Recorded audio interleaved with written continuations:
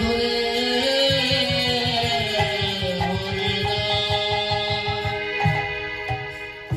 তাই আজ বাবা এই হরিনাম জীবের দানে দানে বিতরণ করে দিয়েছেন। প্রত্যেক দেশে হরিনাম যজ্ঞ চলছে।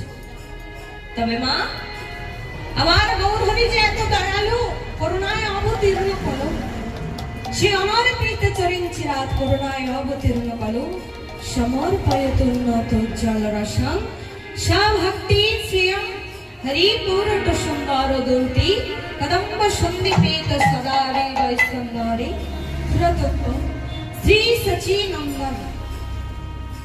আমার গৌরহরি এই হরিনামের বিনিময়ে কোনো টাকা চায় না, পয়সা চায় না। কিন্তু এখন বাবা কোনো কীর্তনিয়ার কাছে যদি আপনারা যান, তারা কি বলে গো, এত টাকা লাগবে।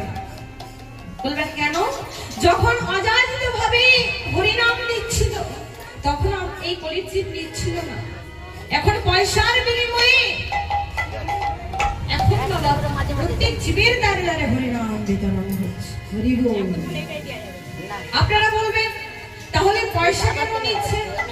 বাবা, তখন অযাচিত ভাবে যদি আপনার এই হরিবাসরে এমনি কেউ আসে, একটা লোক হবে কি বাবা? একটাও কে কীর্তন শুনতে আসবে?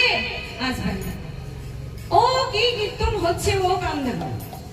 কিন্তু বাবা, পয়সার বিনিময়ে যদি কোনো কীর্তন হয়, তখন কি হবে? এত টাকা নিয়ে যাচ্ছে, তা আমাদেরকে বসে শুনতেই হবে। তখন বাবা আমাদের সময় দিতে হবে। তাই তো এই কলির জীবের জ্ঞান নেই। জ্ঞানটা কি না? সেই চৈতন্য। কোনটা ধর্ম আর কোনটা অধর্ম এই কলির জীব জানে না। মাগো, যে জ্ঞান পেলে আমরা গোবিন্দকে পাবো, ভগবানকে আমরা সাধন ভজন করতে পারবো, সেই জ্ঞান কিন্তু আমাদের এই কলির জীবের নেই।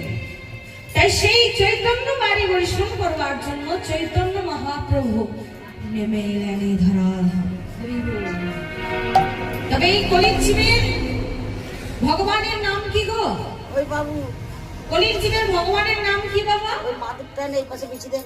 হ্যাঁ, মাদুরটা নেই, এখানটা পিছিয়ে দেন।